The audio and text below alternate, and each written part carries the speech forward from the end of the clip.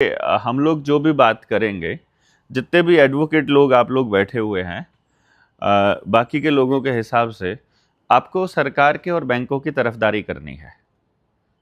M I right भाई? आप ये समझ के मान के चलिए कि मैं कर्जदार हूं और मैं आपके सामने दलील पेश कर रहा हूं अपनी बेगुनाही की, और मैं ये बता रहा हूं कि बैंक ने मेरे साथ चीटिंग किया है, बैंक ने मेरे साथ धोखा किया है, और मैं ये बात आपके सामने रखने जा रहा हूं। मतलब माननीय जज साहब बैठे हुए हैं और बाकी जो वकील हैं, बैंक के वकील हैं, आप सरकार के वकील हैं, और मैं हूं किसान का वकील, और मैं पूरी दुनिया को, देश को मतलब चिल्ला चिल्ला के कह रहा हूं कि मेरे साथ में चीटिंग हुआ है और ये पूरा फ्रॉड चल रहा है। अब इतनी, ये बहुत सिंपल सी बात है ना? लाइन सिंपल सी है कि मेरे साथ चीटिंग हुआ है। जब तक इस चीटिंग के सबूत मुझे नहीं मिलते हैं, अब बैठ जाओ, कोई दिक्कत नहीं, जब तक इस चीटिंग के सबूत नहीं मिलते हैं तब तक समझिए चीटिंग नहीं हुआ है। पर अगर सबूत मिल जाए फिर तो इजीली मतलब आप लोग फाइट कर सकते हैं, फिर तो कोई दिक्कत नहीं है। तो हम आपको ये सबूत देंगे कि लोन देकर बैंक ने फ्रॉड किया है, और हमने कितना चुकता करना है, कैसे चुकता करना है, बस ये तय अब आपको करना है। आप सारे के सारे एक तरह से जज मान लेते हैं, तो आप सब ने मेरे खिलाफ बात करनी है, ठीक है ना? क्योंकि मैं पूरे बैंकिंग सिस्टम के खिलाफ बात कर रहा हूं और मैं कह रहा हूं ये पूरा फ्रॉड है। एक्सप्लेन करेंगे सबूत के साथ। तो पहला एक लाइन है, आप लोग नोट करना चाहेंगे तो नोट कर लें, अदरवाइज ये वीडियो हो जाएगी, यहां से मालूम पड़ जाएगा। सबसे पहली चीज जो वकील साहब वो बता देंगे, पॉइंट नंबर 1, वो ये है कि जब भी कोई आदमी अप्लाई करता है बैंक के पास में पैसा लेने के लिए या फिर लोन लेने के लिए, तो बैंक उससे एक फॉर्म भरवाता है कि आपको क्या सामान खरीदना है, घर लेना है, गाड़ी लेनी है, या प्रॉपर्टी लेनी, या कोई बिजनेस करना चाहते हो, या खाली कैश चाहिए आपको पर्सनल लोन के रूप में कि आप जहां मर्जी खर्च करना चाहते हो। तो आप एक अप्लाई करते हो, तो उसके ऊपर सिग्नेचर होता है।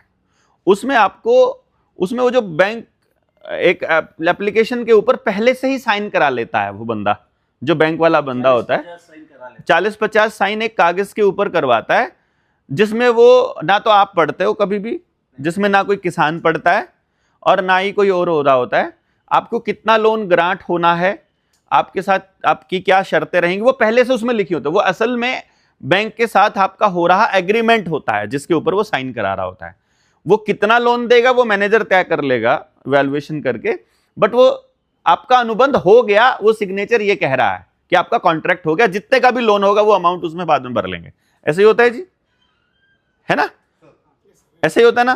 तो अब इसमें क्या हुआ, अब बैंक ने कॉन्ट्रैक्ट किया लोनी के साथ, यानी जिसने लोन लिया है उसके साथ में, और उसने कॉन्ट्रैक्ट किया ये कि मैं तुमको लोन के रूप में, या मैं एग्जांपल ले रहा हूं, आज का एग्जांपल ले रहा हूं मैं 9 लाख रुपए का, 9,30,000 का एग्जांपल ले रहा हूं। 9,30,000 का क्यों ले रहा हूं ये अभी थोड़ी देर में पता चल जाएगा, ठीक है? कि आप इसको ऊपर नीचे जितना मर्जी चाहे कर सकते हैं, पर मैं आज 9,30,000 रुपए का एग्जांपल ले रहा हूं कि आपको लोन ग्रांट हो गया है इतने रुपए का, और आपको इसकी इतने महीने की इंस्टॉलमेंट, इतना ब्याज फ्लोटिंग है या फिक्स है, ये तय हो गया, और अब आपकी इंस्टॉलमेंट इतने तारीख से स्टार्ट हो जाएगी। यही होता है एग्रीमेंट के अंदर। M I right? बताते जाइएगा, ठीक है जी। अब जो कॉन्ट्रैक्ट लॉ है वो क्या कहता है कि जो भी कॉन्ट्रैक्ट में लिखा हुआ है, अगर एक पार्टी ने भी उसको फॉलो नहीं किया है तो पहली लाइन से एब इनिशियो में वो कॉन्ट्रैक्ट रद्द समझा जाएगा। अगर कॉन्ट्रैक्ट की सारी शर्तें पूरी नहीं की हैं तो। गलत तो नहीं है जी? यही कहता है कॉन्ट्रैक्ट लॉ। अब बैंक ने कहा मैं तुमको 9,30,000 रुपए देता हूं।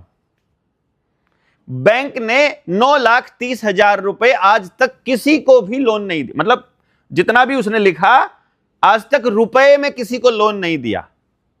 बैंक ने क्या किया, हवा में एक अकाउंट खोला, जैसे देवेंद्र ने अकाउंट मांगा, मैंने बोला कि मैंने लोन मांगा, तो देवेंद्र कुमार के नाम का एक अकाउंट खुला और उस अकाउंट में एक डिजिट भरी गई कि 9,30,000, और वहां से आपके सेविंग अकाउंट में ट्रांसफर हुआ वो डिजिट, और बोल दिया आपका लोन सैंक्शन हो गया। जब मैं बैंक में वो 9,30,000 रुपए लेने गया तो बैंक मैनेजर ने मुझे ऐसे ऐसे नोट दे दिए। उसने बोला ये हैं। मैंने बोला मुझे रुपया चाहिए, 9,30,000 रुपया चाहिए, मुझे बैंक नोट नहीं चाहिए। ये प्रॉमिस है रुपया देने का।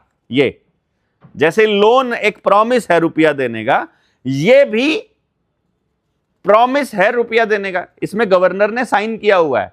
उसने बोला है मैं धारक को 500 रुपया अदा करने का वचन दे, I promise to pay the bearer sum of ₹500। Am I right? तो अगर बैंक ने मुझे वादा किया था रुपया देने का और मुझे बैंक रुपया नहीं देता है, तो क्या मैं कॉन्ट्रैक्ट को नल एंड वॉइड मान सकता हूं? मान सकते हैं। पहला पॉइंट ये, point to be noted milord, मुझे रुपया देने का वादा किया गया था और मुझे रुपया नहीं दिया गया।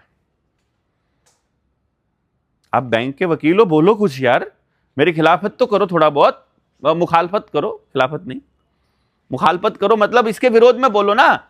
मैं बोल रहा हूं कि भैया आपने मुझे बैंक लोन देने का वादा किया था रुपयों में, आपने मुझे रुपए नहीं दिए, आपने मेरे खाते में डिजिट ट्रांसफर किया या फिर ये लिया, वही तो रुपए है, वही रुपया है।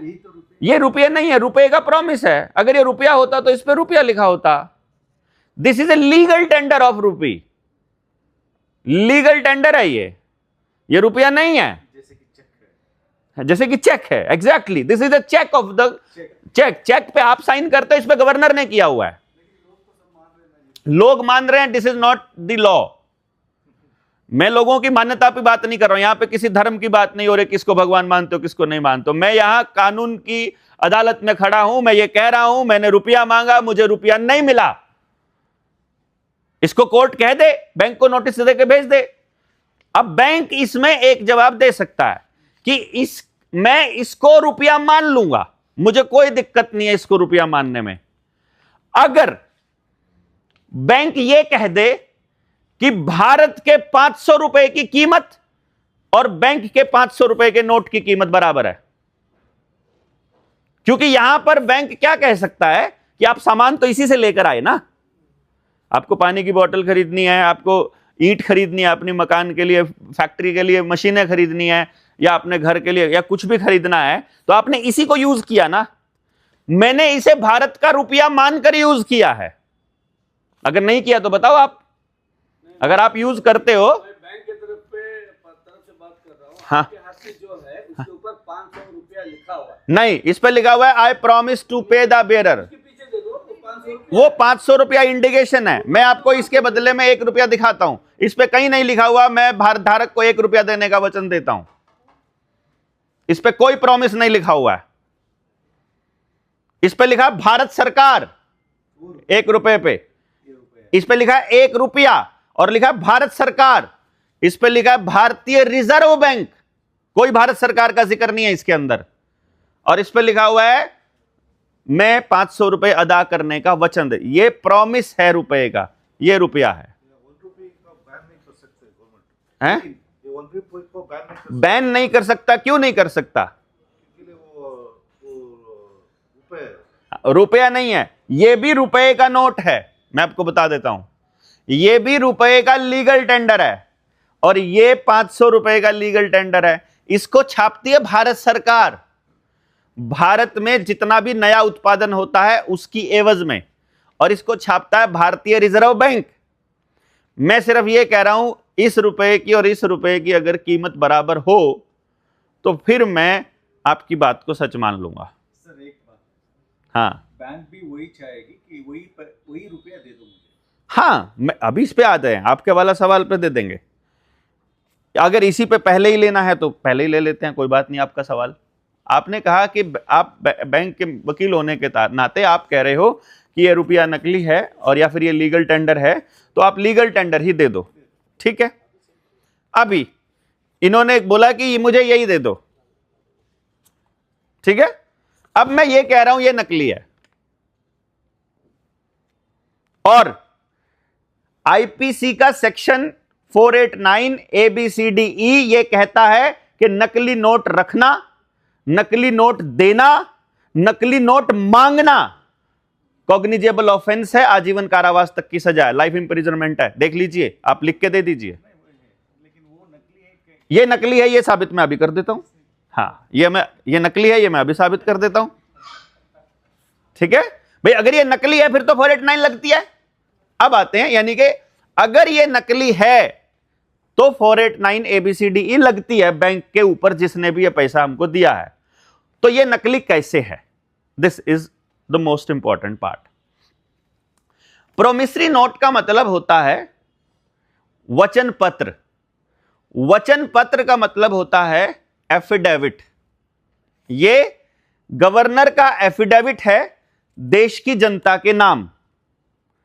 बीइंग एन एडवोकेट, आप मुझे बताएंगे क्या मैं किसी मुद्दे पर अपना एफिडेविट बदल सकता हूं? कोमा और फुल स्टॉप भी इधर उधर कर सकता हूं? नहीं कर सकता हूं। किसी और का, किसी और को भी नहीं कर सकते, मतलब अपना भी नहीं कर सकते, किसी और का तो कैसे करेंगे?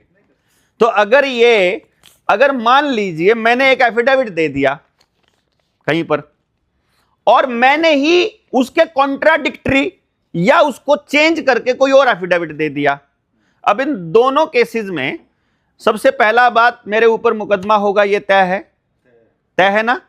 अगर मैंने अपना एफिडेविट बदल दिया तो मेरे ऊपर मुकदमा होगा। दूसरा बाद में दिया हुआ एफिडेविट नकली माना जाएगा। पहले वाला ओरिजिनल होगा या बाद वाला, पहले ये बताइए। दोनों भी ओरिजिनल हो गए। नहीं, दोनों नहीं। देखिए, पहले जो दिया था उसको कोर्ट ने सच मान लिया और उसको एडमिट कर लिया, पहला एफिडेविट सच हो चुका। तो अब इसके बाद आने वाला हर एफिडेविट गलत होगा, झूठा होगा, अगर वो उससे अलग है तो, अगर वो उससे अलग है तो। M I right? आपको जो 500 रुपए की डिजिट मिलती है वो इसी नोट के बदले मिलती है। ये 500 रुपए की जो है, आप इस 1 रुपए के बराबर इसको ऐसे ऐसे 500 नोट मान लो तो भी इस 500 के बराबर मानोगे। अब तो यही मान रहे हो ना? अभी ध्यान से देखिएगा, बड़ा कमाल निकल के आएगा। आप इस 1 रुपए के 500 इकट्ठा करो या ये 500 वाला 1 इकट्ठा करो, बराबर मानते हो। फिर ये जो एक सिक्का है 1 रुपए का छोटा सा, ये वाले 500 इकट्ठा करो तो भी बराबर मानोगे। फिर ये लोहे वाला सिक्का है, एक दूसरा ब्रास भी इसमें है, धातु, ये वाले 500 इकट्ठा करो, ये भी बराबर मानोगे। डिजिट वाले 500 रुपए का नोट, 1 रुपए के 500 नोट, 1 रुपए के पुराने सिक्के, 1 रुपए के नए सिक्के, इन सबको आप 500 रुपए मान रहे हो। फिर ये 1906 का 50% चांदी वाला 1 रुपया है, 1 रुपी इंडिया, इसको भी 1 रुपये में मानोगे या इसको कैसे मानोगे? आज के दिन पे नहीं मान सकते। हम इसको कोर्ट में, बैंक में लेकर गए हैं, बैंक इसे 1 रुपये में लेता है। बैंक बोलता है ये भारतीय रुपया है, 1 रुपी इंडिया लिखा हुआ है, अगर आपके खाते में जमा होगा तो 1 रुपये में ही जमा होगा। इसमें 50% चांदी है, भले ही चांदी का हो, भले ही किसी का भी हो, रुपया है ये, रुपए का सिक्का है ये, और ये बंद नहीं हुआ है और आज भी बैंक इसे लेता है और ये 1 रुपये में लेता है। तो इस 1 रुपये में, इस वाले 1 रुपये में लगभग 800 ऐसे ऐसे नोट आ जाते हैं। इस 1 रुपये में ऐसे ऐसे 800 1 रुपये आते हैं। तो अब इस 1 रुपये की वैल्यू बैंक बराबर कह रहा है लेकिन बाजार अलग अलग कह रहा है। अब इसको समझिएगा। फिर 1862 का 1 रुपया है, 1 रुपी इंडिया लिखा है इसके ऊपर भी, ये भी आज के टाइम पर बैंक में एडमिसिबल है, आप 1 रुपये में चलता है, अभी भी 1 रुपये में चलता है। लेकिन इसे बाजार में जाते हैं तो जब इसमें अगर 1 रुपये में 1 टॉफी मिलती है तो इसमें लगभग 2000 टॉफियां मिलती हैं आज के टाइम पे। यानी इस 1 रुपये की कीमत और इस 1 रुपए की कीमत अलग अलग हो गई। ऐसा कैसे हुआ? और बैंक दोनों को 1 रुपए में ले रहा है। बैंक इसको मना नहीं कर सकता लेने में। यहां से थोड़ा डाउट क्रिएट हुआ कि यार गड़बड़ है। पहले हम एफिडेविट वाली बात पे आ जाते हैं। मैं ये इसलिए बताया, ये रुपया जमा कराओ लोहे का मिल जाएगा, लोहे का जमा कराओ डिजिट मिल जाएगी, लोहे वाले 500 जमा कर दो, ऐसा ऐसा 500 रुपए का एक मिल जाएगा। ऐसे ठीक है ना, इन सबकी बराबर वैल्यू है ना। नोटबंदी जब हुई, आपने 2000 रुपए 1000 और 500 के नोट बंद दे दिए और 500 का ये वाला मिला। 500 का पहले थोड़ा बड़ा नोट होता था, अलग रंग होता था, मजबूत था, धुलने जाए पे खत्म भी नहीं होता था। फिर ये नकली जैसे दिखने वाले नोट दे दिए अपने को, दिए ना। ठीक है, अगली अपनी जनरेशन क्या सोच रही है? वो सोच रही है कि जितनी कीमत पहले वाले नोट की थी 500 रुपए की, उतनी ही कीमत इसकी है। आप भी ऐसे ही सोच रहे हो? फिर तो अगर मैं ये 10 रुपए का नोट मान लूं, ये 10 रुपए का नोट बदल के हमें छोटे वाला 10 का नोट मिला है, फिर तो इस 10 रुपए की और इस 10 रुपए की बराबर कीमत होगी। फिर एक ये नोट है मेरे पास 1968 से पहले का, ठीक है। जब नोटबंदी की गई होगी 1968 के बाद, 1968 में बड़ा घोटाला हुआ था, 4 गवर्नर बदले गए थे उसी 2-4 साल के दौरान ही, जैसे अरिजीत पटेल को लाया गया था नोटबंदी से पहले, वैसे ही इसमें ये 10 का नोट सरकार ने नोटबंदी में ले लिया होगा और इसके बदले में हमको ये वाला दिया होगा, है ना। तो इस 10 रुपए की वैल्यू और इस 10 रुपए की वैल्यू बराबर होनी चाहिए। बताते जाइए भाई, इस 10 रुपए की वैल्यू और इस 10 रुपए की वैल्यू, और ऐसे ऐसे 10 इकट्ठे कर दूं लोहे वाले, तो बराबर होनी चाहिए कि नहीं होनी चाहिए। लेकिन एक गड़बड़ हो गई जनाब। इसमें गड़बड़ ये हुई, ये जो 1968 से पहले का नोट है, ये भी भारतीय रिजर्व बैंक ने छापा हुआ है, इसमें भी बाकी सारी चीजें सेम है, सिर्फ जो गवर्नर का एफिडेविट है वो बदल दिया। 1968 से पहले गवर्नर का एफिडेविट कहता है, I promise to pay the bearer on demand. यहां इसमें नए वाले में नहीं है on demand. On demand the sum of ₹10 at any office of issue. इसमें भी at any office of issue नहीं है। यानी कि ये वाला नोट कहता है ऑन डिमांड, जब भी मैं मांगू, मेरे मांगे जाने पर, धारक के मांगे जाने पर, eight any office of issue, किसी भी बैंक में जाकर अपने 10 रुपए ले सकते हो। ये नोट कह रहा है जब भी आप चाहो अपने 10 रुपए बैंक से जाकर ले सकते हो। जैसे ही ये 1968 के बाद नोटबंदी होती है, नए नोट के ऊपर ऑन डिमांड और eight any office of issue बदल दिया गया। जस्ट एक क्वेश्चन है जनाब, इससे ये वाला नोट नकली हो गया कि नहीं हुआ, सिर्फ इतना बताइए। नकली और असली नहीं, एफिडेविट गलत हो गया, जो मानदंड है, नहीं वो अब मानदंड पे भी आएंगे, आप अभी मानदंड पे आएंगे, डेफिनेशन पहले अभी मानदंड पे आएंगे। पहले हम अगर ये मान के चलें कि जो एफिडेविट गवर्नर ने दिया था, ये गवर्नर का एफिडेविट नकली हो गया, मुझे ऐसा लग रहा है कि पहले का एफिडेविट और नया एफिडेविट। ये किताब जो अपने पास है, रुपया मूल्य का मापक या शोषण का साधन, इस किताब में बकायदा आरबीआई ने रिटर्न में, उनकी हमारे पास सर्टिफाइड कॉपी इसमें हमने लगाई है, आरबीआई ने ये एडमिट किया है कि यस, हमने वचनखंड बदला है। ठीक है, एडमिट कर लिया, ऑन रिकॉर्ड एडमिट कर लिया, हमारे पास नोट है, दिख रहा है एविडेंस के तौर पे। अब मैं ये पूछ रहा हूं as an advocate of the public and the farmers, क्या देश में मान लेते हैं तुमने एफिडेविट बदल दिया, मान लेते हैं, ठीक है, इसका मतलब संविधान में, कानून में, 1934 का जो reserve Bank of India RBI का एक्ट है, उसमें कहीं ना कहीं इसको बदलने का नियम लिखा होगा, तो ही तो बदल सकते हो, है ना। पहला, आपको बदलने की पावर होनी चाहिए, दूसरा, आप किसी नियम के तहत बदल सकते हैं। वी जस्ट वॉन्टेड टू सी कि वो कौन सा नियम है, कौन सी धारा है, कौन सी पावर है और कहां लिखी हुई है जिससे आप इसका यूज करके इसे बदल सकते हैं। और कहीं पर कोई धारा नहीं है, ना कहीं कोई नियम है, ना, क्योंकि एफिडेविट को बदला ही नहीं जा सकता, तो नियम होने का सवाल ही पैदा नहीं होता है। जब उसको बदला ही नहीं जा सकता है तो कहीं भी ये हमारे पास इंफॉर्मेशन ही नहीं है, तो आरबीआई ने ये मान लिया, एडमिट कर लिया है कि हमारे पास इसका कोई साक्ष्य नहीं है। पहली बात, आप बदल नहीं सकते, दूसरा कोई नियम नहीं है, फिर भी आपने बदल दिया तो ये नकली हुआ। अब हम ये कह रहे हैं कि यार मतलब इतने से पॉइंट तो हो गया क्लियर, बदला हुआ है, बदल सकते नहीं थे, कोई नियम नहीं था बदलने का। अब जो आपने बोला मानदंड कि भाई इसकी कोई ना कोई वैल्यू तो है, वो वैल्यू क्या है? अगला सवाल आता है कि वो वैल्यू क्या है, क्योंकि ये तो 10 रुपए नहीं है, ये तो लीगल टेंडर है। डिजिट भी 10 रुपए नहीं है, वो भी लीगल टेंडर है। सिक्का भी रुपया नहीं है, वो भी सिक्का है, कॉइन ऑफ ₹1, वो भी लीगल टेंडर है। 1 रुपए का नोट, ये भी लीगल टेंडर है। तो रुपया क्या है?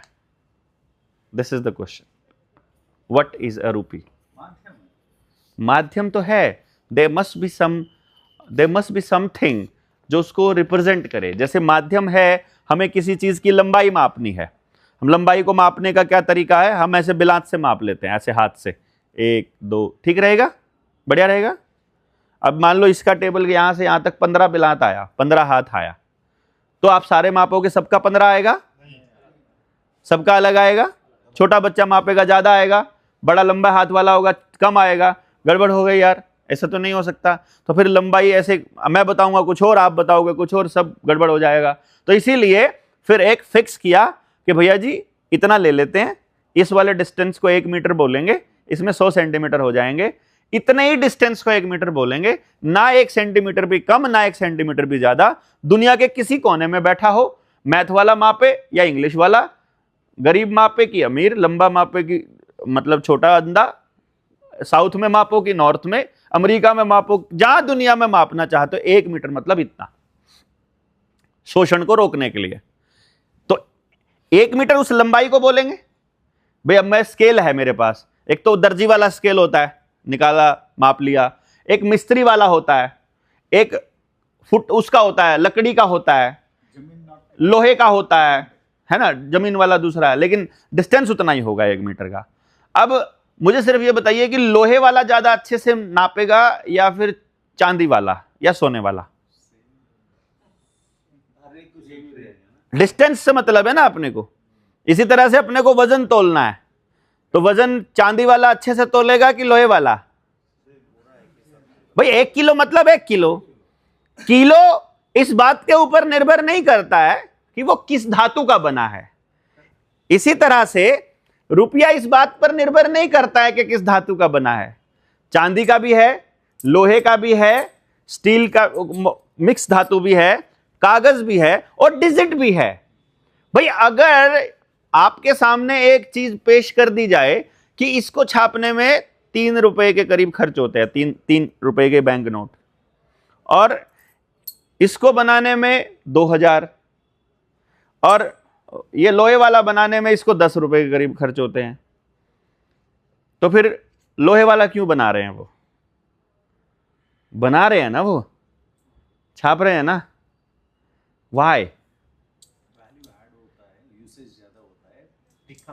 यूसेज ज्यादा होता है और सर्कुलेशन में रहता है, आपको ऐसा लगता है? 1 रुपए मैं आपको दे दिया, 1 रुपए हो गया, आप संतोष को दे दिए तो वो 2 रुपए हो जाएंगे वैल्यू में। वैल्यू में 2 रुपए, क्योंकि 2 रुपए का ट्रांजैक्शन हो गया, 1 रुपए का आपका, वो तो वहां काउंटिंग में 2 रुपए का ट्रांजैक्शन हुआ, रुपया तो वो एक ही है ना। तो इसलिए वो धातु का बनाते हैं ताकि वो टिकाऊ रहे और सर्कुलेशन में रहे। सामान्य तो वो किस हिसाब से कितने छाप सकते हैं, वो कितने बना सकते हैं? मतलब जितने वो मर्जी चाहिए, अभी डॉलर जैसा बना, तो फिर हमसे फिर इंस्टॉलमेंट क्यों मांगते हैं? छाप छाप के दे दीजिए। हाँ भाई, अगर मान लीजिए मुझसे ये एक बैंक मैनेजर था, एक उसका सेंट्रल बैंक ऑफ इंडिया का, सीबीआई का, वो जोनल मैनेजर बैठ करके काफी बहस कर रहे थे। हमने ये कहा कि देखो, हमने अपने बुजुर्गों से एक बात सुनी थी कि सरकार या बैंक उतने ही नोट छाप सकता है जितना उनके पास सोना होता है। कितना सोना होता है ये ना तो हमें हमारे दादाजी ने बताया, ना हमें किसी स्कूल में बताया, ना आपको लॉ में कहीं पढ़ाया गया, ना कहीं बैंकिंग सेक्टर में किसी बंदे को पता। यानी ये बात इतने सालों तक इतनी छुपा दी गई कि अगली जनरेशन के बारे में, अगली जनरेशन को तो यह भी नहीं पता कि इसके बदले में सोना छापा जाता है, मतलब इसके बदले में सोना रखना होता है आरबीआई को, इसलिए उसको रिजर्व बैंक बोलते हैं। सोना रिजर्व रखेगा तो रिजर्व बैंक है।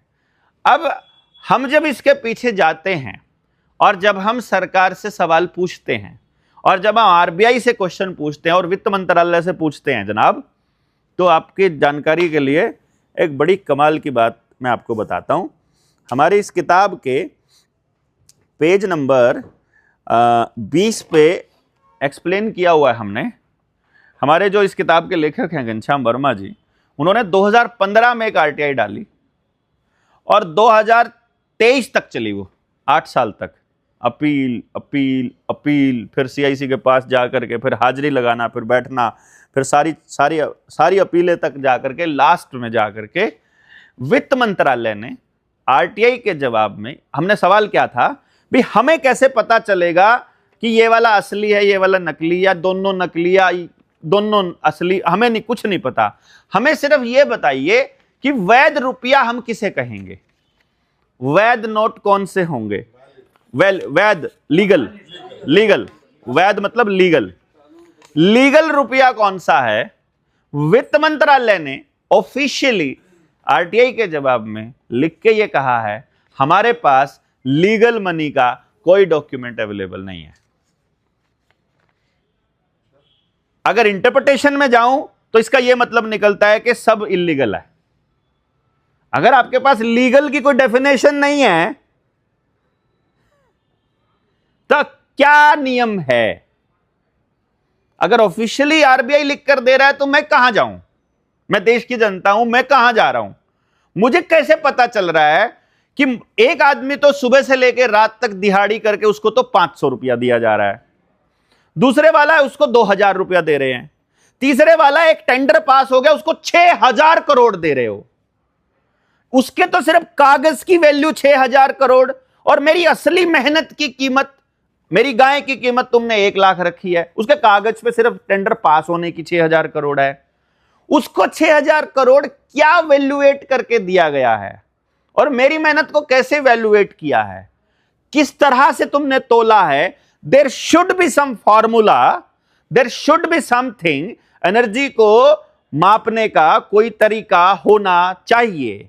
इसीलिए इस बात की गहराई तक गए कि ऐसा नहीं हो सकता कि चांदी के सिक्के से लोहे के सिक्के और फिर डिजिट तक आ गए हैं और सोने की मोहर से और फिर अब जो है खाली नोट से आ गए। तो वो क्या था और क्यों था और उसको अंग्रेजों ने कैसे कैसे तोड़ा, ये इस पूरी किताब में एक्सप्लेन किया। अंग्रेजों के बाद हमारे वालों ने कैसे तोड़ा, काले अंग्रेजों ने, इसका पूरा एक्सप्लेनेशन दिया हुआ है। लेकिन मोटे तौर पे, डेफिनेशन के तौर पे हम ये मान के चलेंगे किसी भी वस्तु के मूल्य को मापने का जो साधन है वो रुपया है। जैसे किसी वस्तु का लंबाई मापने का जो साधन है वो मीटर है, बाकी की सारी centimetre, millimetre, hectometre, decametre metre से निकलेंगी। वैसे ही उसका वजन मापने का किलोग्राम है तो ग्राम, मिलीग्राम, वो सब किलोग्राम से निकलेगा। वैसे ही किसी भी वस्तु के मूल्य का जो मापक है वो रुपया है। और रुपया इस बात पर निर्भर नहीं करता कि वो किस धातु का है। रुपया अगर मापक है तो उसका कोई मानक होना चाहिए, उसका कोई स्टैंडर्ड होना चाहिए कि फिक्स। वो स्टैंडर्ड अगर फिक्स है तो ही रुपया असली है, अगर वो फिक्स नहीं है तो रुपया नकली है। ये बाय डेफिनेशन है और कानून कहता है natural justice will prevail. Natural justice के हिसाब से चलेंगे। अगर आपकी मतलब मेहनत को कैसे इसमें जीरो किया जाता है, मैं आपको एग्जांपल दे रहा हूं, जस्ट उसका एग्जांपल दीजिएगा। क्योंकि अनलिमिटेड सप्लाई अगर कर दी जाएगी और अनकंट्रोल्ड अगर छापना या डिजिट ट्रांसफर करना कर दिया जाएगा तो उसका क्या नुकसान होता है। जैसे आप किसानों से जुड़े, किसान ने टमाटर उगाया अपने खेत में, ठीक है, एग्जाम्पल के तौर पे हम ले लेते हैं, किसान ने टमाटर उगाया, 100 किलो टमाटर उसका 500 रुपये में बिका। उसने वो 500 रुपया अपनी जेब में अपने घर पे रख दिया कि ये 500 रुपये आ गए, 500 रुपीज, वो 1 क्विंटल टमाटो। ठीक, इधर से अडानी बाबा को 5,000 करोड़ का लोन मिल गया। अडानी ने देखा अभी मार्केट में टमाटर है और पेरिशेबल वेजिटेबल है तो खरीद लेता हूं।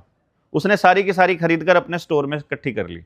मार्केट से टमाटर गायब हो गया, रेट बढ़ने लगे, और टमाटर का रेट आपने मैक्सिमम कितना देखा पिछले साल? 200 रुपया किलो हमारे यहाँ बिका। 200 तक गया है, बेंगलोर में 200 तक गया ना, हमारे वहां भी गया 200 तक। जिसने उगाया उसने भी देखा। मेरे आसपास का मुझे भी ये बात समझ में, मुझे भी उसी से समझ में आई। एक बंदा था, सच में ये ऐसा हुआ था, वो टमाटर का ही खेती करता था। उसने सारा टमाटर मार्केट में दे दिया, 5 रुपया किलो, 3 रुपया किलो, मतलब 300 रुपया क्विंटल और 500 रुपया क्विंटल। और 2-3 महीने के बाद उसके घर में शादी थी और उसको वो टमाटर लेना पड़ा 200 रुपया किलो। अब मैं ये कह रहा हूं, आप सोच कर देखिए, जो उसने 100 किलो टमाटर 500 का बेचा था, अगर वही 500 रुपया उठाकर वो मार्केट में जाता है, अब उसे कितना टमाटर मिलता है? 2.5 किलो टमाटर। जब टमाटर का रेट 200 रुपया किलो है, उसी 500 से, यानी टमाटर 100 किलो टमाटर बेच के 500 कमाया और उसी 500 से 2.5 किलो कमा रहा है। यानी कि 100 किलो टमाटर का 2.5 किलो टमाटर बन गया अनलिमिटेड पैसे की सप्लाई से। यानी इससे मेहनत किसकी खाई गई? देश के प्रत्येक आदमी की, उद्योगपति को छोड़ करके देश के हर आदमी की मेहनत। यानी कि अगर इसको हम लोग पर्सनल केस ना लेकर के अगर पीआईएल ले कि एट लार्ज पूरे देश के साथ धोखा हो रहा है, अगर आपके पास लीगल मनी छापने का कोई दस्तावेज नहीं है, अगर आपने एफिडेविट बदला हुआ है, अगर आपके पास कोई तो सोर्स होगा, तो फिर हम निकाल करके लेकर आए पेपर करेंसी एक्ट कि पेपर छापने का एक्ट क्या है, और पहले एक्ट और आज के एक्ट और पुराने एक्टों में क्या है। तो फिर देखते हैं कि भाई जब पेपर करेंसी एक्ट बने तो उसको बिल्कुल रुपए के स्टैंडर्ड के तौर पे ही चालू किया, 10 रुपए की एक मोहर। अब ये समझना बहुत इंपॉर्टेंट है जनाब, ये इसको समझ लीजिएगा। 10 रुपए की एक मोहर, ये स्टैंडर्ड है, ऑफिशियल स्टार्टिंग में जब से चला। लेकिन उस वक्त जो रुपए का सिक्का है वो ये है, चांदी वाला, और जो मोहर है वो सोने की है। यानी 10 रुपए के बराबर एक मोहर मिलती है। मोहर में भी 1 तोला सोना है। 1 तोला मतलब 11 ग्राम 664 मिलीग्राम सोना है। तो जब 1 रुपए के बराबर की कीमत लेते हैं तो 1 रुपए में मिलता है लगभग 1.166 ग्राम सोना। यह तब की बात है।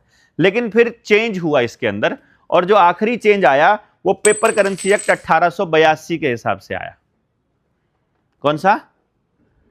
1882। वो 75 का ही आगे लिया गया, 75 को ही एज इट इज लिया, उसमें स्टैंडर्ड जो है। तो पेपर करेंसी एक्ट 1882 और कॉइनेज एक्ट 1906, कॉइनेज एक्ट 1906 के मुताबिक इन्होंने फिर बदलाव किया रुपए के मानक में, जो कि आखिरी लास्ट रिटर्न स्टैंडर्ड है रुपए का, 15 रुपए की एक मोहर। 10 रुपए से 15 रुपया। उन्होंने क्या किया? सोने का रेट बढ़ा दिया, चांदी का घटा दिया, और कह दिया अब जो है, अब 10 रुपए की एक मोहर नहीं मिलेगी, 15 रुपए की मोहर मिलेगी। यह भी पूरे देश के साथ बहुत बड़ी ठगी थी। कोलकाता में बहुत जबरदस्त, क्योंकि 1908 में दिल्ली बनती है राजधानी, 1906 में कलकत्ता राजधानी है इस देश की, और कलकत्ता में लोगों ने एक्टिव होना स्टार्ट कर दिया है। वो रुपए को समझ रहे हैं, उनको मालूम है कि इससे बहुत बड़ी गड़बड़ होने वाली है।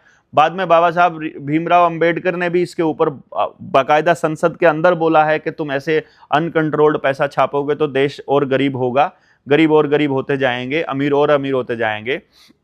ये इल्टन यंग कमीशन जिसकी सिफारिश पर रिजर्व बैंक बना था, उसके साथ भी, प्रोफेसर केन्स के साथ भी बहुत जबरदस्त बहस करी थी डॉक्टर भीमराव अंबेडकर ने। डॉक्टर भीमराव अंबेडकर की किताब द प्रॉब्लम ऑफ रूपी के अंदर भी उन्होंने इसको पूरी तरह से मेंशन किया हुआ है, पूरी डिटेल में बताया हुआ है कि जो तुम ये करने जा रहे हो ये बहुत खतरनाक है। उसके बावजूद क्योंकि लोगों तक इस बातों की समझ नहीं थी और एक आम जनमानस तक हम नहीं पहुंच पाए थे, जैसे आज भी अगर जाते हैं तो इंटेलेक्चुअल्स भी आकर के ये कहते हैं कि तुम ये पागलों वाला केस उठा के बैठे हुए हो, क्योंकि उनको लगता है कि इतना डीप में कौन जाएगा यार, सीधा सीधा बताओ ना किसके साथ टक्कर मारनी है। हम कहते हैं कि पहले बात को समझे बिना किससे टक्कर मारोगे। अब आप समझ के देखिए, मैं एक एग्जाम्पल के तौर पे कह रहा हूं, मान लीजिए आपके पास घर में रखे हैं 300 चांदी के सिक्के, 300 रुपए आपने मेहनत करी, 300 चांदी के सिक्के। एक रात पहले जब आप पत्नी से बात करोगे, अगर 10 रुपए में एक सिक्का, एक मोहर आती है, तो आपको 300 सिक्कों में कितनी मोहर आ जाएगी? 30 मोहर, मतलब 30 तोले सोना। यानी आपके पास, आपने मेहनत करके वो 300 रुपया कमाया है, उस 300 रुपए में आपको 30 तोले सोना मिल रहा है, ठीक है। फिर पेपर करेंसी एक्ट आ जाता है 1882, पहली रात, जैसे नोटबंदी हुआ। अब इसको समझना कैसे जरूरी है, नोटबंदी क्यों, ये 1882 और नोटबंदी का कनेक्शन कैसे देखो, अब सोचकर देखो। हम सबके पास 10-10 लाख रुपया पड़ा हुआ है। हम में से 7 नवंबर 2016 को एक बंदे ने जमीन खरीद ली 10 लाख की, एक बंदे ने भैंस खरीद ली या गाय खरीद ली, एक बंदे ने 10 लाख का सोना खरीद लिया, एक बंदे ने चांदी खरीद ली, एक बंदे ने लोहा खरीद लिया, एक ने ट्रैक्टर ले लिया, और एक का 10 लाख रुपए का नोट कैश घर में रखा है। जिसने जमीन, अब 8 तारीख को नोटबंदी हो गई, जिसने जमीन खरीद लिया कोई फर्क नहीं पड़ा उसे, सोना खरीदने वाले को फर्क नहीं पड़ा, भैंस खरीदने वाले को फर्क नहीं पड़ा, चांदी वाले को फर्क नहीं पड़ा, लोहे वाले का तो लोहे के रेट के हिसाब से डिपेंड करेगा, पर जो ट्रैक्टर खरीदा उसका थोड़ा बहुत कम हुआ क्योंकि सेकंड हैंड हो गया।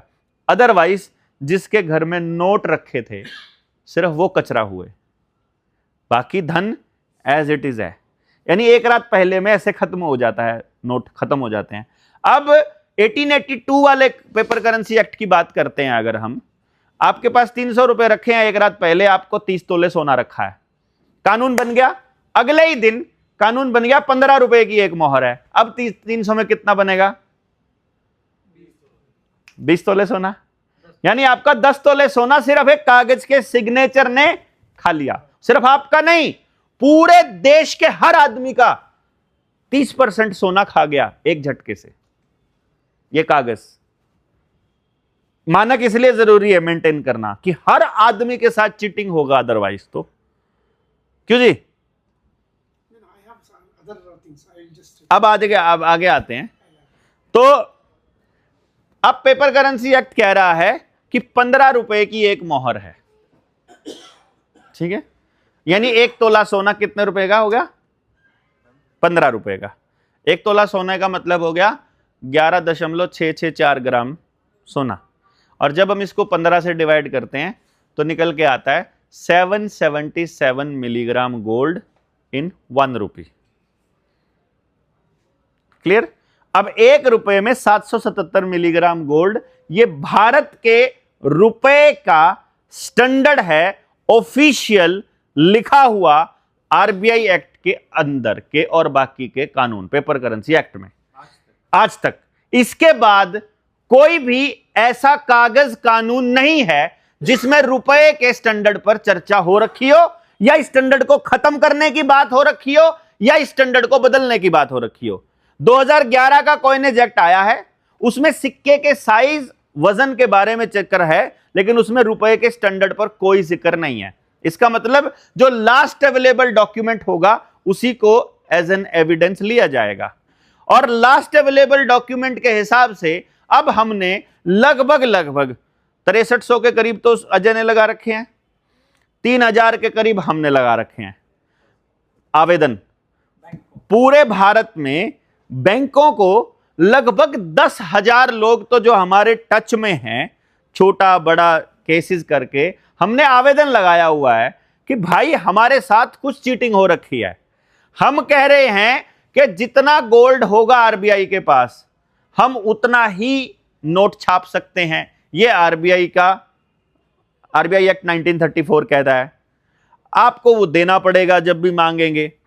अगर हम भारत के reserve Bank of India RBI में पड़े सोने की बात करें या उसके प्रॉपर्टी की बात करें तो वहां पर केवल 800 टन सोना पड़ा है, उसकी कीमत बनती है 5 लाख करोड़ रुपया, जबकि बैंक नोट छपे हुए 34 लाख करोड़ के।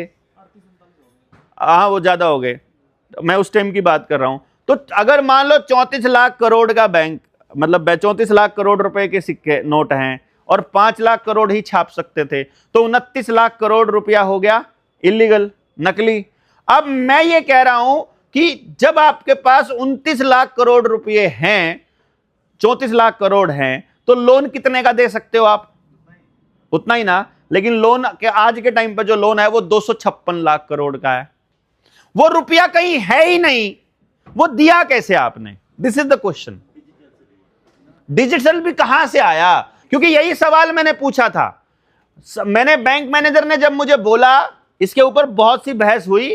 बैंक मैनेजर जबानी बोलता है कि जो हमसे लिया है वही दे दो आप। वो बोलता है ये नकली, तुम इसको नकली बोल रहे हो, नकली दे दो। मैं कहा मैं बिल्कुल कह रहा हूं, तुम हमें लेटर हेड के ऊपर रिटर्न में दे दो कि हमको यही नोट चाहिए। अब वो क्यों नहीं बोल सकते? वो जो उन्होंने दिया है उसको मांगने में क्या दिक्कत है भाई? भाई आप एक बात बताओ, या तो आप हमको यह बता दो ये कि असली है कि नकली है। असली कैसे है ये बता। अगर असली दिया है फिर तो कोई दिक्कत नहीं होना चाहिए ना लिखने में। भाई आपको मैं एक बात कह रहा हूं, आपका नाम, मतलब जब मैं सचिन को बोलूं सचिन तुम्हारा नाम बताओ, तुम बताओ सचिन ही है, इसका लिख के दे दो कि मेरा नाम सचिन है, नहीं तो तुमको मुकदमा करवाऊंगा। अगर इसका नाम सचिन है तो उसको लिख के देने में क्या दिक्कत है? क्यों जी?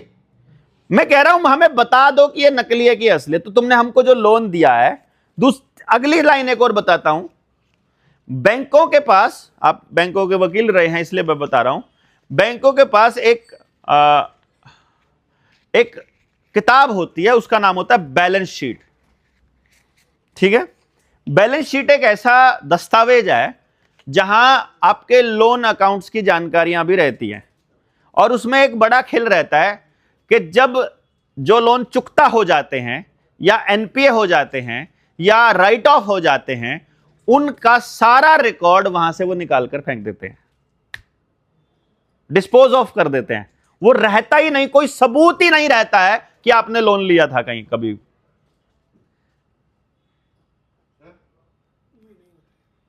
आपने कभी बैलेंस शीट नहीं देखी होगी। टेक्निकल वर्ड्स आप, you can better understand technical and original. Technical write-off is only doing an accounting entry, but actually the amount will be there in the books of the account as a mirror account.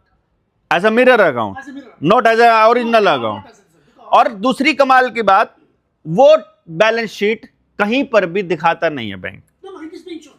No, Being shown. हमने नहीं दिखाया कभी भी। See, it is always shown. See, that's what I'm telling you. Your provision coverage ratio or the NP. Technical terms में जब आप जाएंगे तो मैं शायद आपका मुकाबला नहीं कर पाऊंगा, पर सिद्धांत रूप में जाएंगे तो फिर वो आपके लिए भी वही है, मेरे लिए भी वही है और बैंक के लिए भी वही है ना? सबसे पहली चीज तो हमको यही देखना है। See, what I'm saying is, हाँ। this will be the argument which the banks will put ना ना, बैंक ये आर्गुमेंट रख ही नहीं सकता ना। बैंक ये आर्गुमेंट कैसे रखेगा? सबसे पहली चीज आपको ये देखना पड़ेगा, मैं जब अप्लाई करता हूं तो सबसे पहले हम एक चीज अप्लाई करते हैं कि बैंक अपनी बैलेंस शीट दिखाए कि हमको जो लोन दिया था वो कहां से दिया, सिर्फ ये बता दे। See, that's what I'm telling you. See, here again, the loan is not only dependent on one factor. See, we have a concept called as money multiplier. See, multiplier is what we call it as a M3 in our this one. You know what exactly the Keynesian economics is. I'm coming to the economics. Yeah. of it. हाँ. See, for every 100 rupees taken as a deposit, the bank is called as a purveyor of money. That means bank tries to improvise on that. For every 100 rupees, excluding your CRR and SLR, which is compulsorily they are supposed to keep in the form of a cash reserve ratio, SLR, they can multiply that amount by means of creation of wealth. चलिए, So the creation of wealth. that's a very good question. By creation of wealth, ये कैसे होता है मैं आपको बताता हूँ। How the creation of wealth is done. मैं बैंक से लेने गया लोन, बैंक के पास पड़ा हुआ है 10 लाख रुपया और मैंने लेना है 8 लाख रुपए का लोन फॉर एग्जाम्पल। अब बैंक क्या करता है, बैंक आपको बोलता है कि पहले आपको कुछ ना कुछ मॉर्गेज रखना पड़ेगा, और मॉर्गेज भी इस हिसाब से रखना पड़ेगा कि उसका 60, 70 या 80% तक 8 लाख बन जाए। आपको 8 लाख रुपया चाहिए, उसी 10 लाख रुपए में से उसके पास 10 लाख रुपया रखा हुआ, और अब बैंक मेरे से मेरी प्रॉपर्टी के डॉक्यूमेंट्स मांगेगा। जब मेरे से मेरी प्रॉपर्टी के डॉक्यूमेंट्स मांगेगा, प्रॉपर्टी का वैल्यूएशन होगा, प्रॉपर्टी का वैल्यूएशन में मुझे 8 लाख रुपए का लोन अगर सैंक्शन हो जाता है, तो बैंक जो उसके पास 10 लाख रुपया पड़ा है उसको कुछ नहीं करता है, बैंक एक हवा में अकाउंट खोलता है, क्रेडिट अकाउंट, और मेरे खाते में उस क्रेडिट अकाउंट से सेविंग अकाउंट में ट्रांसफर करता है और मेरी प्रॉपर्टी को वहां जब्त कर लेता है। M I right?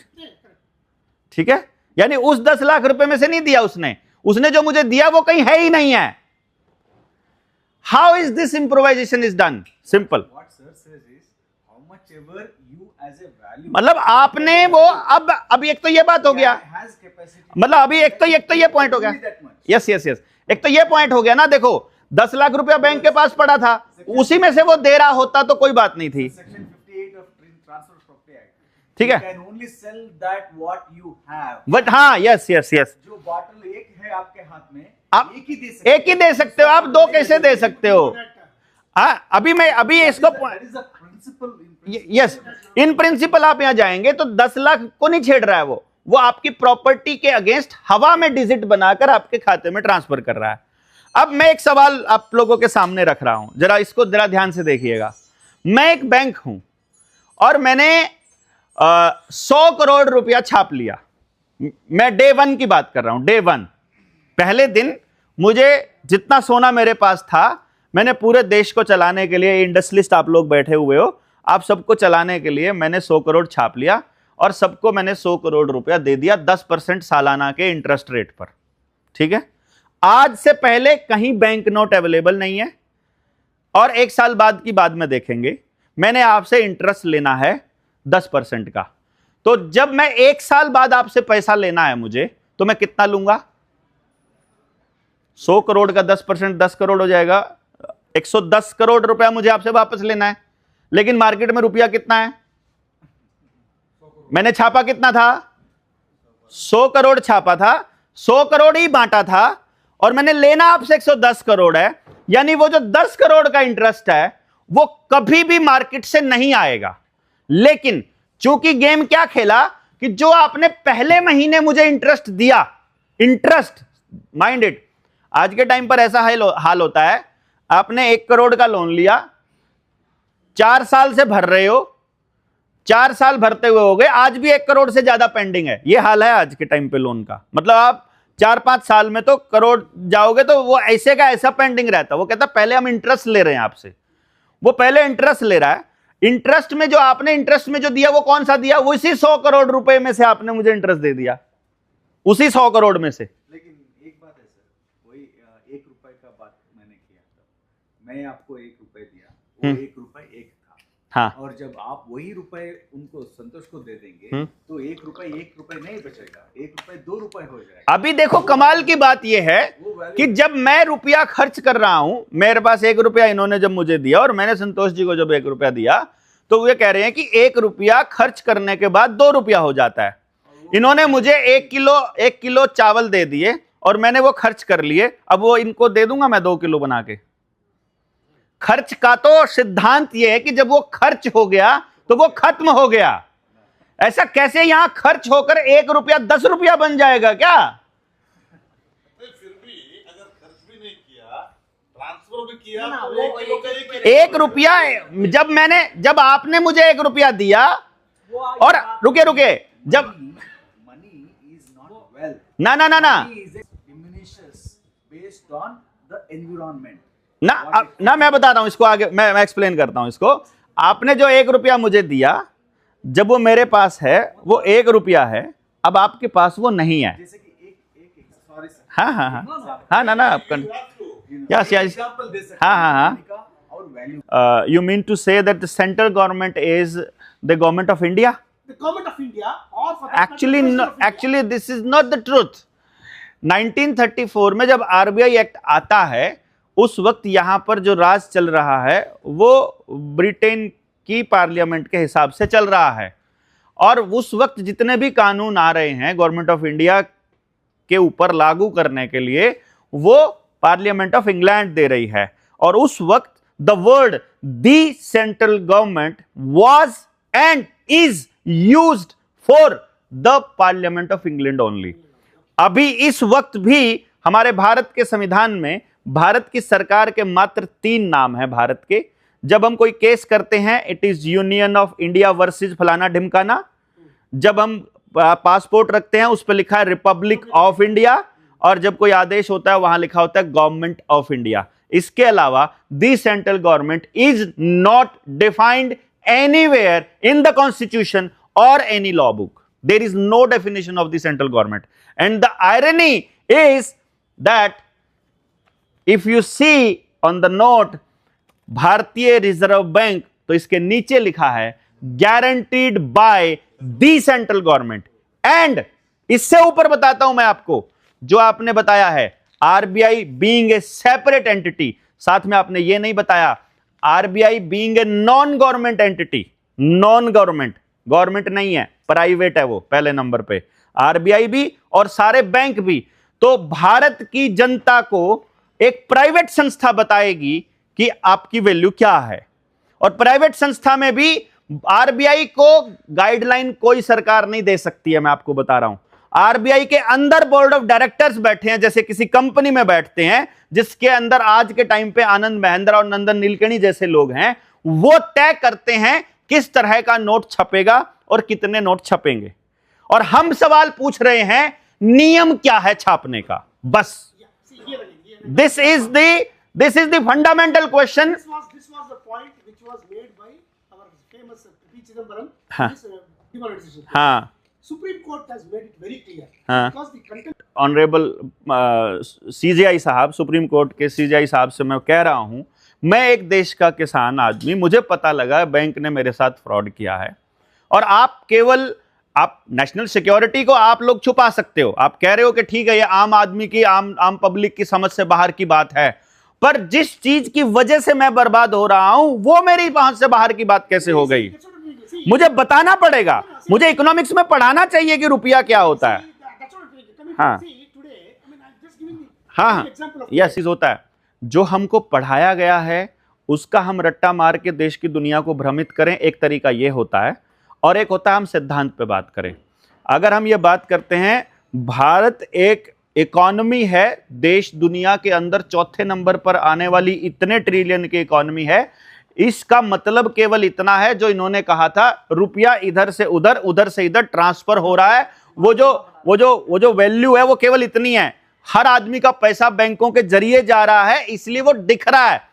Despite being at the fourth largest economy, per capita income पे भारत 134th पोजीशन पर है। यानी देश का नागरिक खत्म हो रहा है। ऐसी इकोनॉमी जहां हम कह रहे हैं हम ऊपर जा रहे हैं, असल में तो हम बर्बाद हो रहे हैं ना। जब 134वें नंबर पर कैपिटा इनकम, मतलब वो पैसा हमारे पास नहीं आ रहा है, पैसा कहां जा रहा है? उद्योगपति के पास। और मैं जो कह रहा हूं, नहीं, मैं जो कह रहा हूं, both मैं index cannot be comparable. Yes, every index should be comparable ना। See, I'll tell you. देखिए What sir? Sorry. देखिए What sir is telling you? Sir is telling one thing. Set कर रहे हैं चीजों को, आप समझने की कोशिश कीजिए। आप कह रहे हैं कि being a common citizen of India, मैं सिद्धांत पे जाने की बात कर रहा हूं। मैं कह रहा हूं मुझे सच बता दो, खाली मुझे सच जानने का अधिकार है कि मेरे साथ ये ठगी हुई कि नहीं हुई। आप कह रहे हैं नहीं आजकल ऐसा नहीं होता है। मैं आजकल पे नहीं आ रहा हूं। तुमने 70 साल पहले मेरे साथ जो किया, मुझे बताओ तुमको वो करने का अधिकार था क्या? मैं नहीं कह रहा हूं। आप कह रहे हो आजकल सोना नहीं मिलता है, ये मेरे दादा का नोट है, तब तो मिलता था ना, अब दिला दो। ये तो असली है ना भाई, इसको अब दिला दो ना, क्योंकि इसी के बदले मुझे नया नोट मिला था। और जो आप डिजिटल करेंसी कह रहे हो ना मैनेज करने के, digital currency is not digital currency. Digital currency में करेंसी का नाम बदला जा रहा है। उसका नाम इंडियन रुपी नहीं है, उसका नाम है ई रुपया। और जिस दिन उसका नाम ई रुपया, हर घर में ई रुपया हो गया, उस दिन रुपए के बदले सोना मिलना बंद हो जाएगा। उस दिन आप रुपए के बदले सोना नहीं मांग सकते, क्योंकि ई रुपए के बदले कोई स्टैंडर्ड नहीं है। लेकिन रुपए का स्टैंडर्ड आज भी मौजूद है, भारत के दस्तावेजों में मौजूद है। मैंने क्या कहा है? आप कह रहे हो आजकल सोना नहीं रखना पड़ता है, मैं आपकी बात मानता हूं। आपने एक्सचेंज के नौटंकी किया, आपने फॉरेन एक्सचेंज का नौटंकी किया, आपने प्रॉपर्टी को इकट्ठा करके कर गया, आपने जो भी किया, आई डोंट नो, मुझे कुछ नहीं पता। मुझे एक बात पता है कि भैया रिटर्न दस्तावेज क्या कह रहा है? कह रहा है कि भारत के रुपए का कोई मानक है? यदि हां तो वो क्या है? M I right? मैं क्या कह रहा हूं, मुझे बताओ कि मेरे रुपए का मानक क्या है, स्टैंडर्ड क्या है? क्या अमेरिका का डॉलर तय करेगा कि मेरी दिन की मेहनत कितनी रुपए की होगी? हाँ, वही आप तो मान रहे हो ना उसे, आप उसे 10 रुपए मान रहे हो। अभी मैं ये कह रहा हूं कि सबसे पहली बात मैं कह रहा हूं मुझे मेरा मानक बता दो। दूसरी बात मैं कह रहा हूं, आप कह रहे हो आजकल फॉरेन एक्सचेंज पे चलता है, तो आपने जिस दिन फॉरेन एक्सचेंज पे चलाया था वो किस नियम के तहत चलाया था, हमको बता तो दो भाई। आपने चला दिया, मान लिया आपने चला, नियम क्या है वो? क्या भारत के संविधान में कहीं पर वो लिखा हुआ है? क्या आपके आरबीआई एक्ट में कहीं लिखा हुआ है? अगर बिना किसी नियम के चलाया है तो भाई मेरे साथ ठगी हुई है कि नहीं हुई है? दूसरा नंबर, आपको वो चलाने की पावर थी क्या? आप चुने हुई सरकार हो, आपने कह दिया कि कल से देवेंद्र जो है वो लड़का नहीं लड़की बोली जाएगी क्योंकि स्टैंडर्ड बदल दिया। अब हमने कल से जो है ना, अच्छी बात नहीं है, आजकल एलजीबीटीक्यू बहुत अच्छा चल रहा है तो तुमको गे बोलेंगे अब हम। ऐसे थोड़ी होगा यार, आप चुनी हुई सरकार हो तो आप कुछ भी कर दोगे। There must be some standard value. वो मैं स्टैंडर्ड वैल्यू पे लड़ रहा हूं। मैं कह रहा हूं मेरे देश के हर आदमी के साथ ये चीटिंग आरबीआई और वहां बैठा नेता कर रहा है, और उसमें जुडिशरी का भरपूर रोल है। बिकॉज मैं आपको बता देता हूं, पुणे की 2 लड़कियां मरी थी मुंबई की वैक्सीन लगने के बाद। उनके पिता ने आदर पूनावाला के ऊपर 10,000 करोड़ रुपए का मुकदमा किया था। आदर पूनावाला को नोटिस जारी हुआ, वो वहां कसूरवार पाया गया, वो वैक्सीन से डेथ मानी गई, और कल सुप्रीम कोर्ट ने वो ऑर्डर विदहेल्ड कर लिया वैक्सीन से डेथ का। क्योंकि अगर एक आदमी को मुआवजा दिया तो सारे देश को देना पड़ेगा। अब सबको मालूम पड़ रहा है वैक्सीन से क्या क्या हो रहा है। तो सुप्रीम कोर्ट ने उन आदमियों की डिग्निटी को बचाने के लिए, पॉलिटिकल डिग्निटी बचाने के लिए किसी आदमी की, उसने वो सब कुछ रख लिया कि पूरे देश के अंदर ये हो जाएगा। ये I don't expect from supreme court कि वो ऐसा करे देश की जनता के साथ। देश किसी भी जुडिशरी के अंदर बैठे डिस्ट्रिक्ट कोर्ट के जज को तो रुपए वाले मसले पर आदेश देने का ही वो नहीं है, अधिकार नहीं है कि हाई कोर्ट से पहले आप हाई कोर्ट से पहले आप अपील नहीं कर सकते हो, और हाई कोर्ट से पहले हाई कोर्ट के वकील के पास जाते हैं। कर सकते हैं। क्या? We can. नहीं, Declaration in a district court. District court जा, लेकिन वो आदेश पारित करने का नहीं है उसको। ऑफिशियली सुप्रीम कोर्ट ने लिख के दिया, तुमको आदेश पारित करने का नहीं है, तुम सुन सकते हो खाली, मतलब आदेश नहीं लिख सकता तुम उसके ऊपर, जजमेंट नहीं दे सकते तुम इसके ऊपर सर। रुपए के मसले पर, करेंसी के नहीं है। देखिएगा नहीं sir, section 24D of Court Fees Act says declaration suit can be filed in a original lowest degree civil court, first court. और अच्छी बात है, फिर तो और अच्छी बात है। जो जितनी बातें यहां से आप ले लीजिएगा।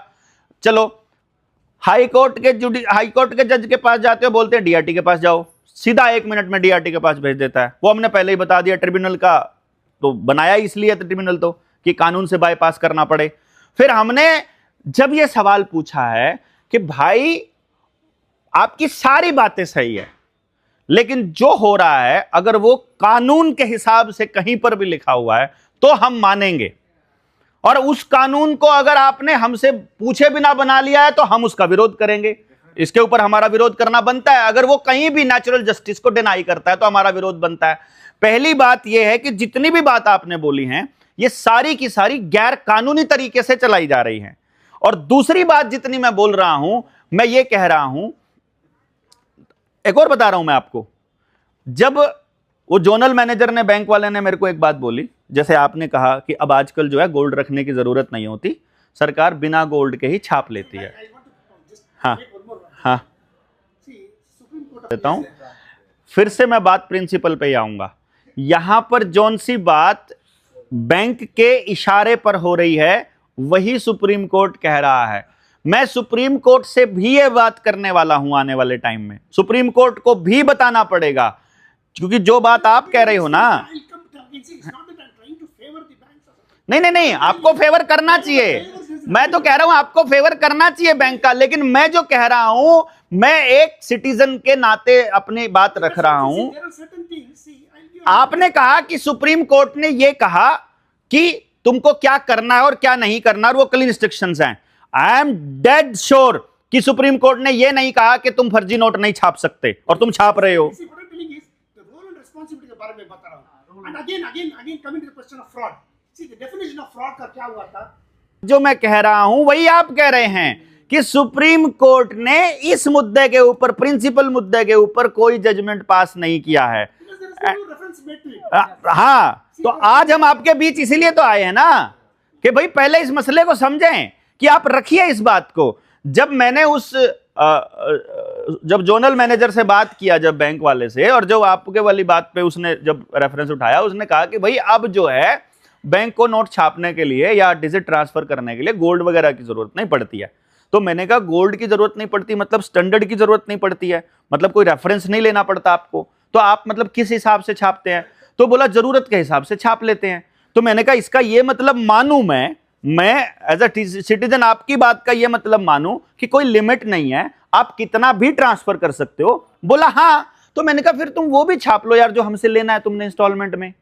भाई अगर तुम अपनी मनमर्जी से छाप सकते हो तो वो भी छाप लेना चाहिए जो हमसे लेना है। वाई टैक्सेस क्यों आप मतलब हम पे लगा रहे हो? Without value, there हाँ, cannot be anything. There will not be anything ना। उसका कोई वैल्यू फिक्स होगा तो ही वो रुपया असली है। अगर उसका वैल्यू फिक्स नहीं हो, आप कह रहे हो कि किलो का वजन कम हो गया है, किलो का वजन कितना कम हो सकता है? एक डायमेंशन आंसर है सर, एक डायमेंशन का आंसर है आप ही के हिसाब से। हाँ, क्या है सर?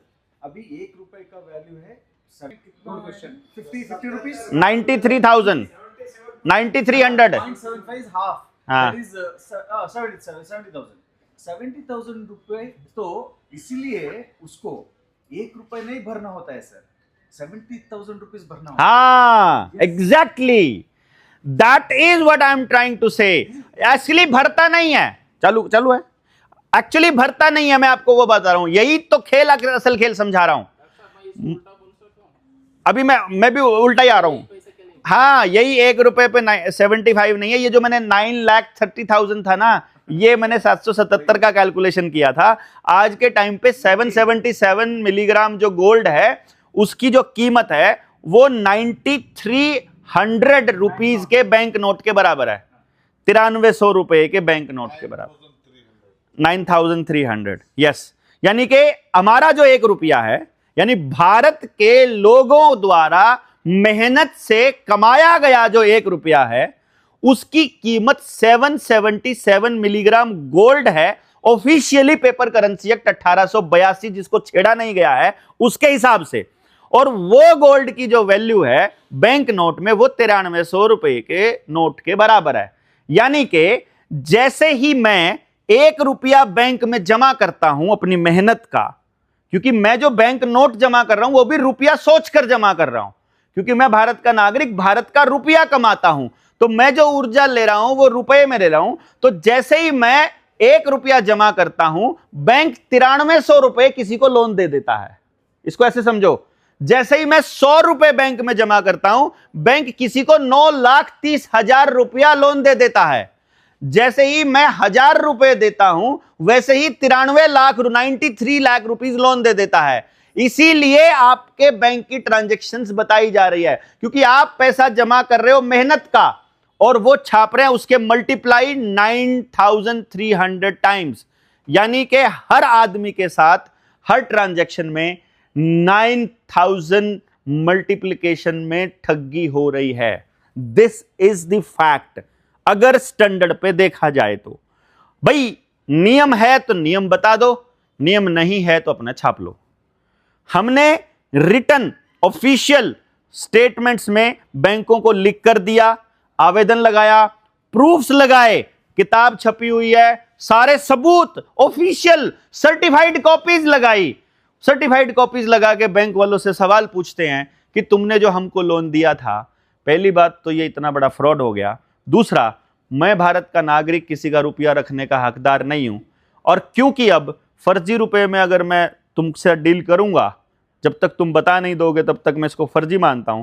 तो और एक आप 1 रुपए मुझे दे रहे हैं बैंकों में, सर एक कि आप 1 रुपए में कहीं से भी 777 मिलीग्राम गोल्ड लेकर के आओ। देखिए, it's a very good question.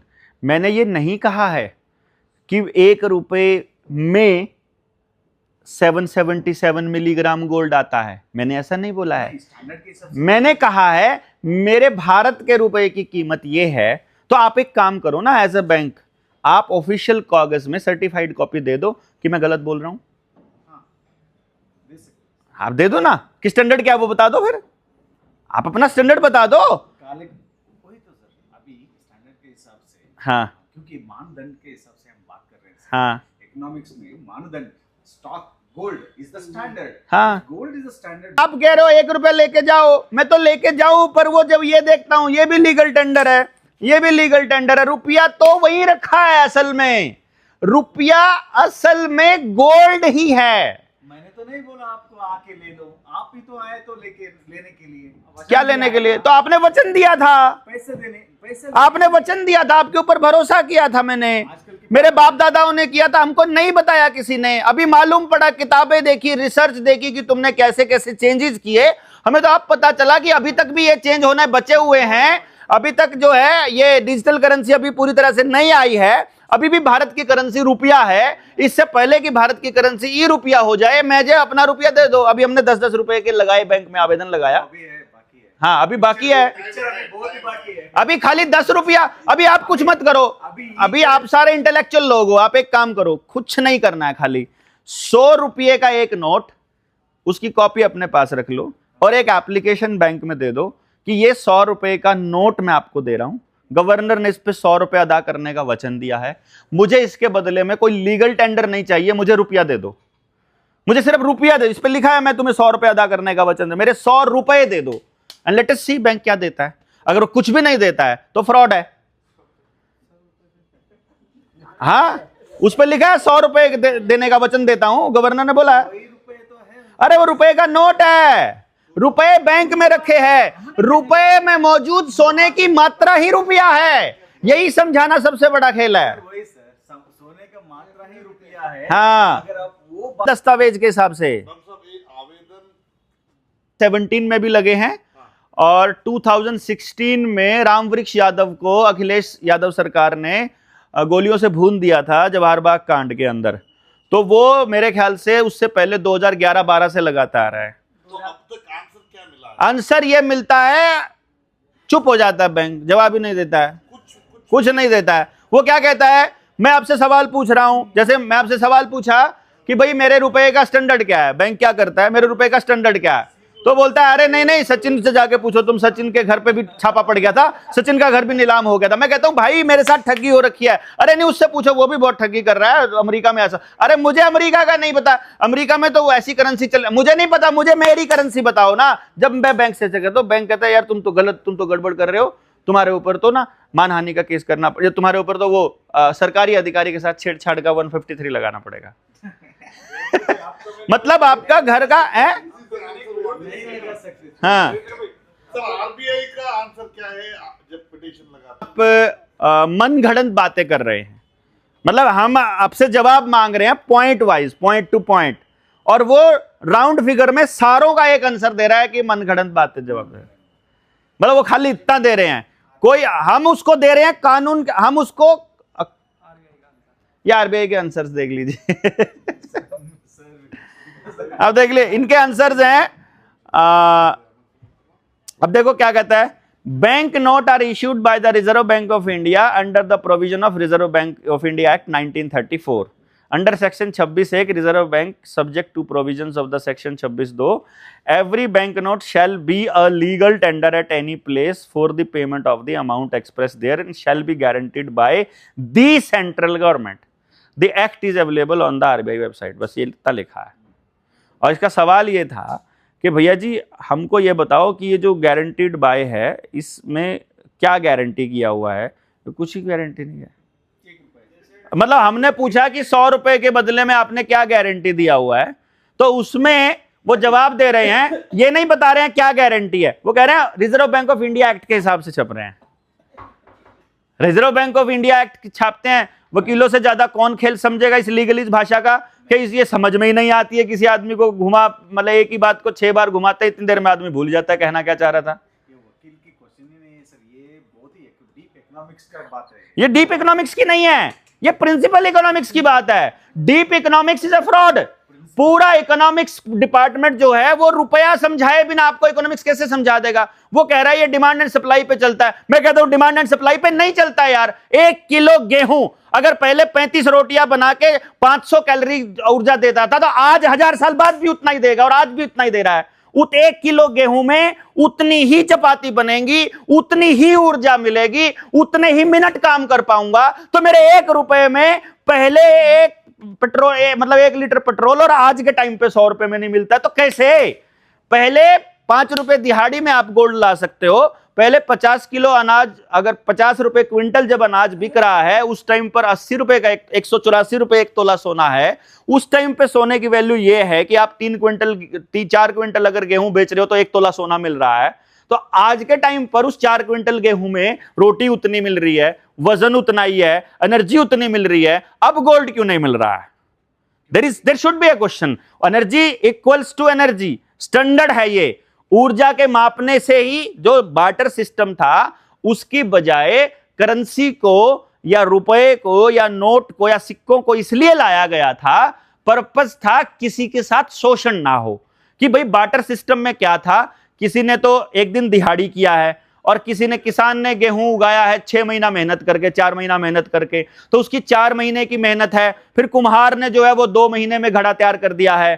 फिर लोहार ने अपना लोहे का काम 2 दिन में कर दिया है। उसके 2 दिन की मेहनत, उसके 4 दिन की मेहनत, उसके 6 महीने की मेहनत को किसी तरह से स्टैंडर्डाइज किया जाए कि कोई एक ऐसी चीज ली जाए जो समय के साथ जिसका क्षय ना होता हो, जो खत्म ना होती हो, जिसके अंदर वैल्यू जो स्टोर है वो फिक्स है। अब गेहूं आज रख लोगे स्टोर, सड़ जाएगा वो अगले साल तक। दूसरी लोहा रख लोगे वो जंग लग जाएगा। तो सोना और चांदी ऐसी धातुएं थी जिनको अभी रख दो, 1 किलो जमीन में गाड़ दो, 1000 साल बाद भी निकालोगे 1 किलो का 1 किलो निकलेगा। इसीलिए वो स्टैंडर्ड के तौर पे लिया गया था कि उसमें जो स्टोर है ऊर्जा, उसमें जो एनर्जी स्टोर है, वो एनर्जी स्टोर फिक्स रहेगा। और वो एनर्जी स्टोर के मुकाबले जिस भी चीज की कीमत लगाओगे वो उसके सापेक्ष में फिक्स रहेगी रेफरेंस के तौर पर।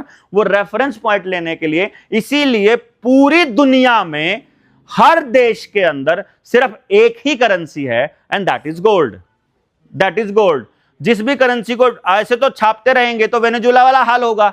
2019 में वेनेजुला ने 13 लाख रुपए का नोट छापा था, 10 लाख रुपए का नोट छापा। 10 लाख रुपए में आधा किलो चावल मिलता था वहां। मतलब ये हाल हो गया था। ये हाल हमने अपने देश का तो नहीं करना है।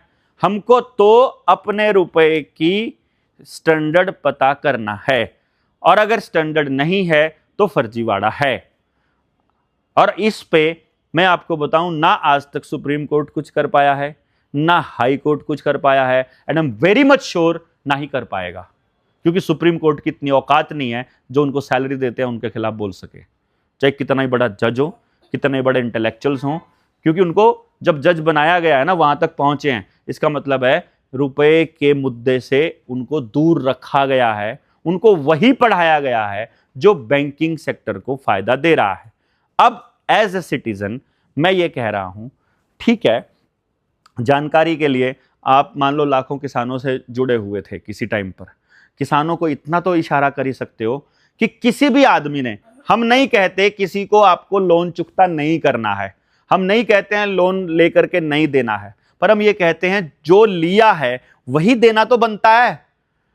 अब बैंक ने हवा दी है, हमको हवा दी है और हम मेहनत दे रहे हैं।